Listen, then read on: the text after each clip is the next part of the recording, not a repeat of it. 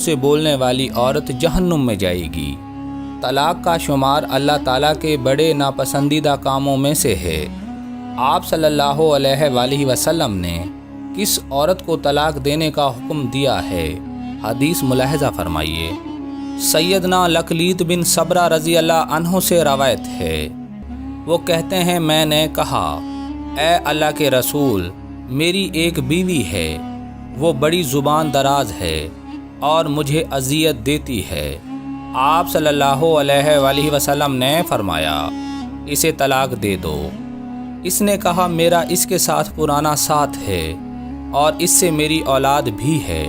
آپ صلی اللہ علیہ وآلہ وسلم نے فرمایا پھر اسے روک لو اور اسے بھلائی کی تلقین کرتے رہو، اگر اس میں بھلائی قبول کرنے کی صلاحیت ہوئی تو وہ قبول کر لے گی۔ بہرحال تو نے اپنی بیوی کو اس طرح نہیں مارنا جیسے لونڈی کو مارا جاتا ہے۔